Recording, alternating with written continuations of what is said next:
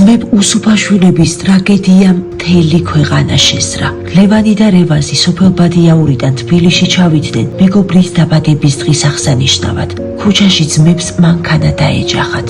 29 წლის რევაზი ადგილზე გარდაიცვალა. ლევანი კი 21 დღე კომაში იყო. როდესაც გონს მოვიდა, მაშინვე თავისი ძმა იკითხა. საბრალობის არ ეუბნებოდნენ, რომ რევაზი გარდაიცვალა. ტელეფონსაც მიმალავდნენ, მეუბნებოდნენ, რომ არ შეიძლება აქო და მე სტორი ვნახე, ახლობის ქონდა დაკომენტარებული ფოტოზე. ლევანი პარალიზებული გახდა. არა და ოჯახი ახალი შექმნილი ჰქონდა. რომ არა ისაუბედით იდღე, ის ახლა უკვე მამა იქნებოდა. თუმცა ნამდვილ სიყვარულს ვერაფერი დააკლო მეუღლის ინვალიდობა.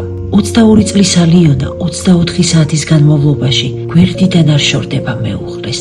უფულობის გამო ლევანს რეაბილიტაციის კურსი შეუწყდა. ეს კი იმას ნიშნავს, რომ ბიჭი განწირულია.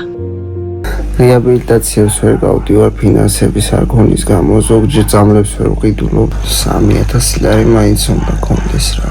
უსუფაშვილების სახლში ფანჯრებიც კი გადახილია. ახლა რასაც კადრში ხედავთ, ამას არ ქვია მხოლოდ სიღარიბე. ეს გაცილებით უარესია. ბრძოლა არსებობისთვის, ბრძოლა სუნთქვისთვის, ბრძოლა გადარჩენისთვის.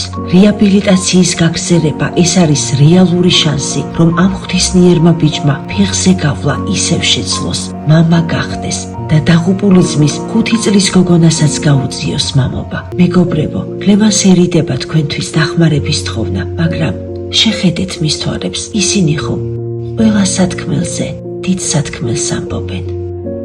გადარიცხეთ ნებისმიერი თანხა ჩერნოვეცკის ფონდის ოფიციალური საიტის მეშვეობით.